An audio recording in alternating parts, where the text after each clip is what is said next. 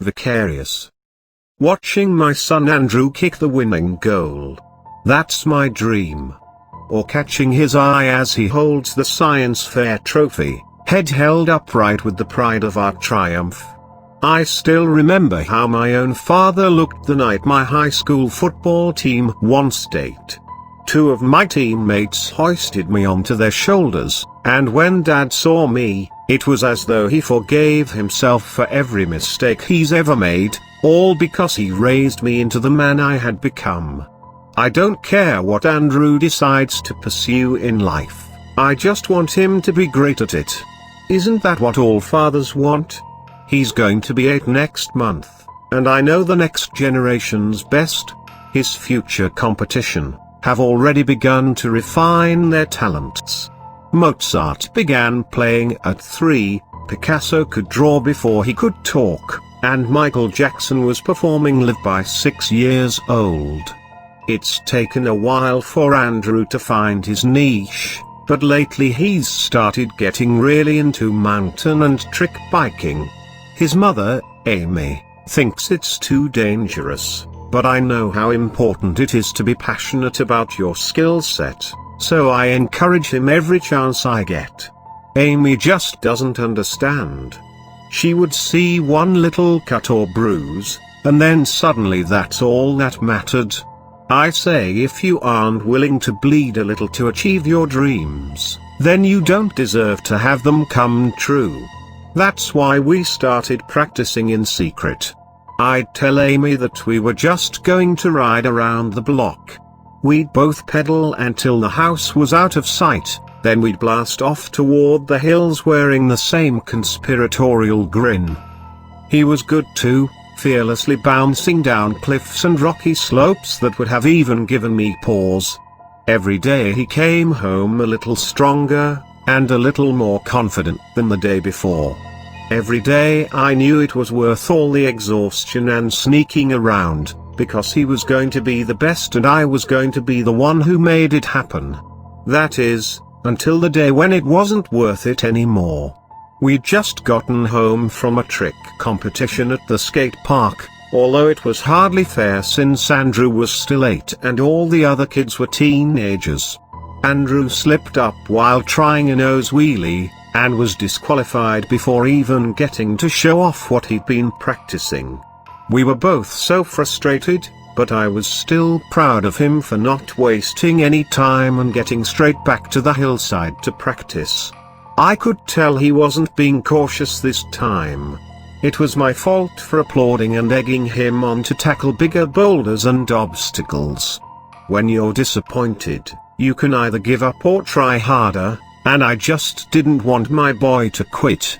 When he asked if I thought he could ramp off a rock to clear the ravine, I told him what I thought he needed to hear. "You can do anything you put your mind to," I said. We were wrong for believing in each other.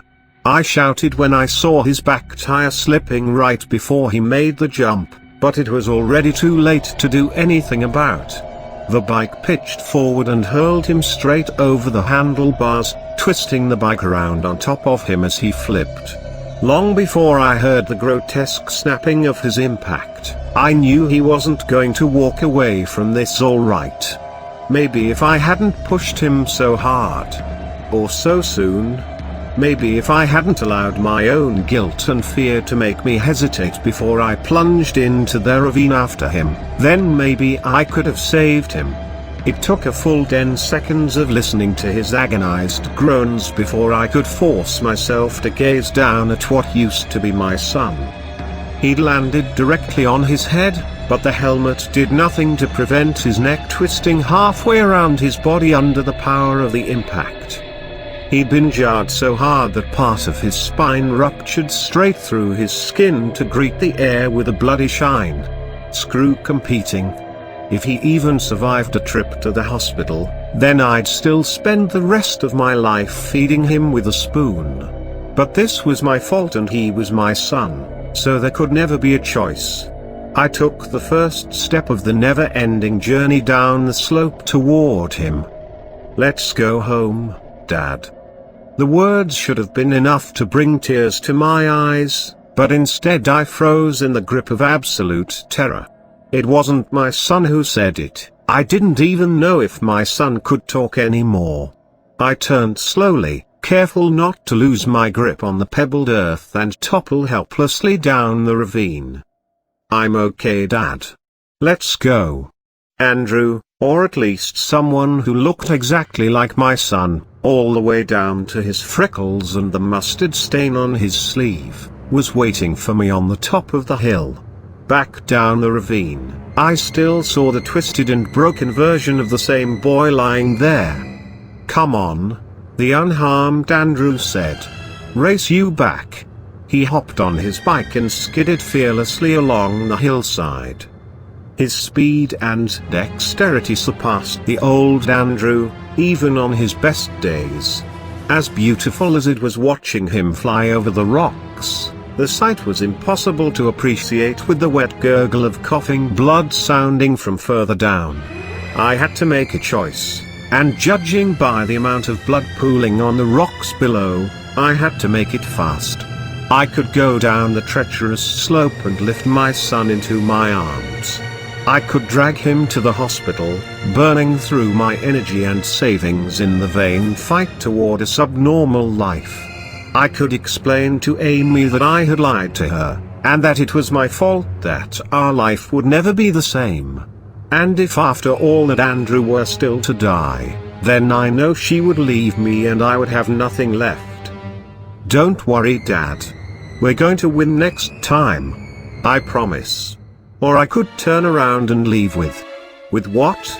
Watching him race up and down the hills, the answer was obvious. I could turn around and leave with my son, and none of this will have ever happened. "I'll be right there," I said. First one home gets ice cream for dinner. Climbing up the hill after Andrew, after my son, it wasn't as hard as I thought it would be.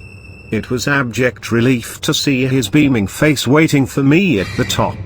The only hard part was when I had already lost sight of the ravine and was headed home, only to hear a voice dissipating on the wind behind me. "Please don't go. I need you, Dad." I gripped my son's hand, my new son, and held on tight all the way home. For the next few weeks, I wouldn't let Andrew out of my sight. I drove him to school instead of letting him take the bus.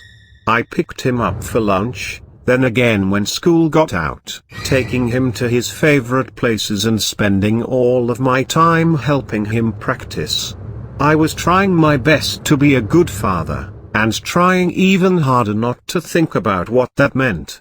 I thought about going back to the ravine to at least bury the body. But every time I began to work up enough courage to face that broken corpse, my new son seemed to appear wanting to spend time with me.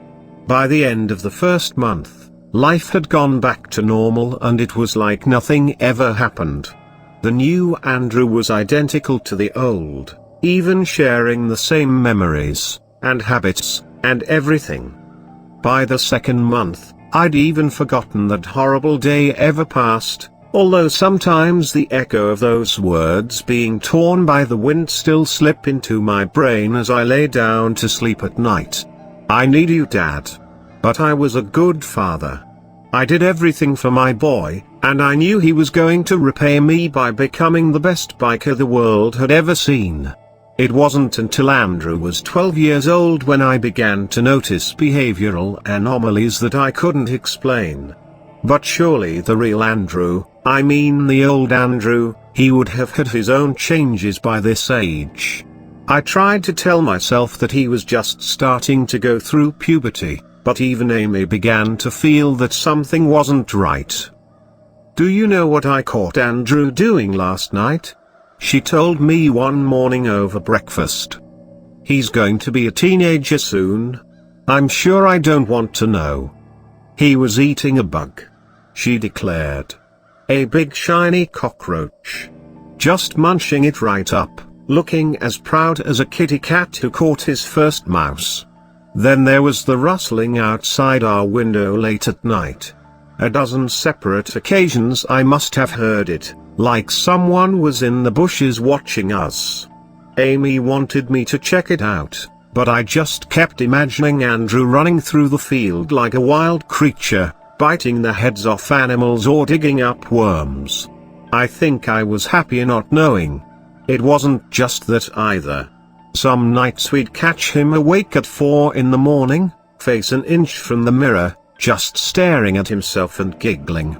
Another time he had a butterfly knife, God knows where he got it, and was peeling away the skin on the back of his hand.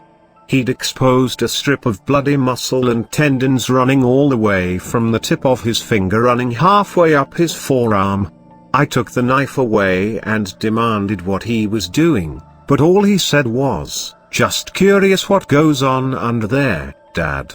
He grinned when he said Dad, stressing the word like it was our shared secret. Neither of us had ever mentioned that day on the hillside, but it felt like he not only remembered, but was actively using it to blackmail me. The worst was when he was trying to get something out of me, like when he decided he needed a laptop. I told him to wait for his birthday and turned to leave, but then he replied with, "Please don't go. I need you, Dad." Those words were burned into my subconscious like a trigger. Whenever he said it, I couldn't even look him in the eye. I'd just cave and give him what he wanted. It's not because he was the boss of me or anything. There's nothing wrong with me wanting to be a good father. All the while, he kept practicing with his bike. He was the best I'd ever seen, and anyone who saw him swore the same. He refused to participate in anything big because he wasn't ready yet, but he blew all the local competitions and you won. People started coming from miles around to watch him perform, and as soon as they found out I was his father, I'd have a dozen hands clapping me on my back or offering me a beer. "You must be so proud of him," they'd all say. Of course I am. He's my son. This coming weekend is going to be his biggest one yet. Some YouTube personality will be recording the whole thing, and I know the second the world sees what my boy can do, he'll be too big to ever put back in a box. I tried to warn him about how things will change after that, but he wouldn't listen to me. "Isn't this what you wanted?" he asked. He sat down on his bed, giving me a look of wide-eyed, blameless sincerity as though he was a perfect angel sent here to bless my life. Bullshit act. "Don't pretend you know what I want," I told him. I was sick of that grin he always wore. "You go if you want to. But you're going alone. I don't want any part in this media circus." I turned to leave, trying to get out of his room quick enough before he said, "Please don't go. I need you, Dad." I don't know why, but that time it really got to me. It wasn't just a little kid trying to get away with something. This was an active taunt, manipulation of the highest degree. I thundered back around to face him, hoping to put my foot down and re-establish myself as the authority figure. "If I ever hear you say that again, I'm going to beat your ass until until what?" he interrupted. "Until I'm as broken as he was."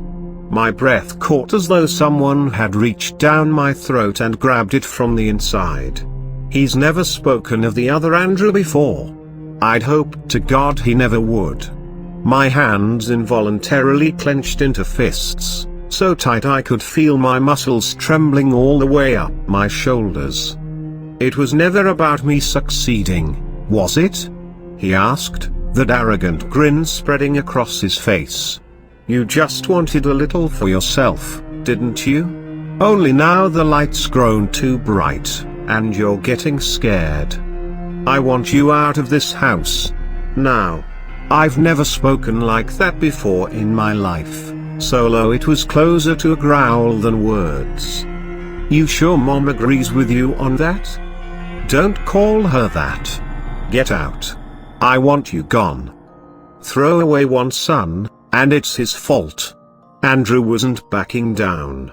He was standing an inch from my face now. "Throw away two. And suddenly it's yours.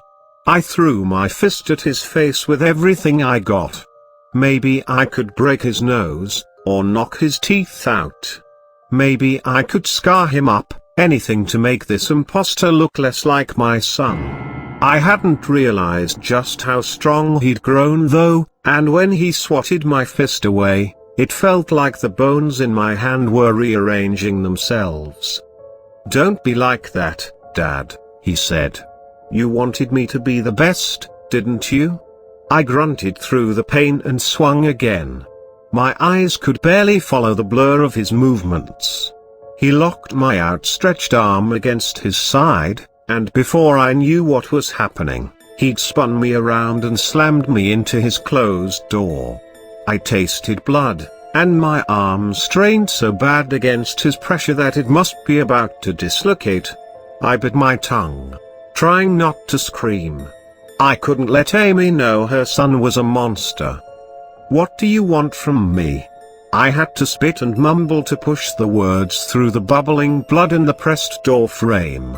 He let me go and laughed as I slid to the floor. "I'm not like you. I don't need anything from anyone. I just like being on your side of the world. Where I'm from, we don't have families like this." I strained for any sign that the words were changing as he spoke. I didn't want to look, but an irresistible urge forced my head to turn. I wanted him to be a monster. Some horrible grey-skinned ghoul with tentacles, or a dozen gaping maws, anything but what was there. Anything but that mockery of my son which grinned down at me. "What are you?" I asked. "Where are you from?" "Come with me this weekend," he said, "or I'll take you there." It was undeniably a threat. I don't know if he was a demon crawled up from hell, or some spectre from another world too horrible to contemplate, but lying there on the ground in a growing pool of my own blood, I finally understood how powerless my real son must have felt waiting for me. Rustle.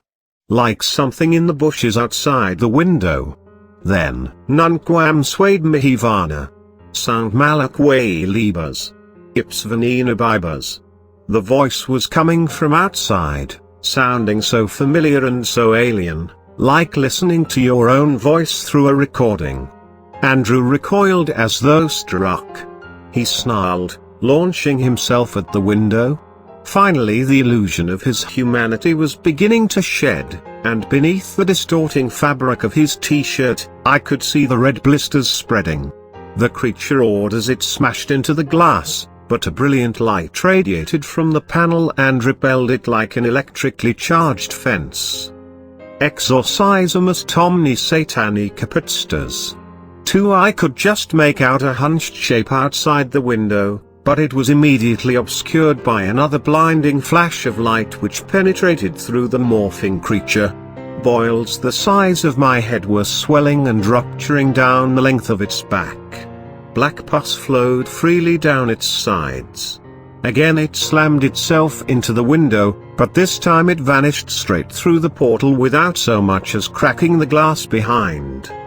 By the fading brilliance, and without the creature blocking my view, I saw the figure on the other side of the glass. Its back was as twisted and monstrous as the creature who had just been banished, and its face was unevenly stitched together with a network of scars, burns, and unsealed holes which allowed me to see straight through his cheek and into his mouth. Through all the disfigurement and abuse, it was clear that nothing which has happened to him, nothing that could ever happen to him, could ever disguise the fact that he was my son.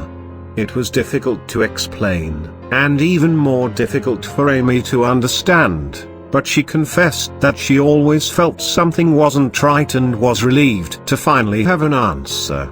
Andrew, my real boy, told us that the thing was called an Irasanct, and they exist as powerless swarms of unresolved desires.